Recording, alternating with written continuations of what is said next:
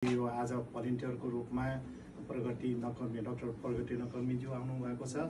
उहाँले आफ्नो नेचुरल थेरापीको विषयमा यहाँ जति पनि यो यहाँका लोकलहरूलाई चाहिँ यो परीक्षण गरेर चाहिँ सहयोग गरिदिनु भयो, त्यसको लागि धेरै धेरै धन्यवाद उहाँलाई पनि छ।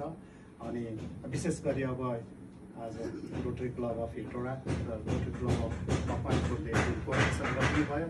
हामी त एकदमै सम्बन्ध हाम्रो गहिरो भयो कि यसबाट होइन। योभन्दा अगाडिको बैठकमा हामी एक किसिमको सम्बन्ध गाँसिया थियौँ, अनि अब यो कार्यक्रमले अझ हाम्रो चाहिँ थप सम्बन्ध बढेको छ। त्यसमा रोट्राक मकवानपुर रोट्राक हेटौडा पनि गाँसिनु भयो। त्यसको लागि चाहिँ हामी एकजुट एउटा शक्तिको रूपमा चाहिँ विकास भएको महसुस भएको छ। यसले पक्कै पनि अर्को वर्ष आउने दिनहरूमा अरू प्रोजेक्टहरू यहाँका समस्याहरू समाधान गर्नेतिर हामी चाहिँ एकजुट भएर अगाडि बढ्न सक्छौँ भन्ने कुरा चाहिँ आजको कार्यक्रमले चाहिँ हामीलाई आशा जगाएको छ। पक्कै पनि त्यो आशा पूर्ति हुन्छ भन्ने मैले त्यो लिएको पनि छु। विशेष गरी अब आज मैले दुईटा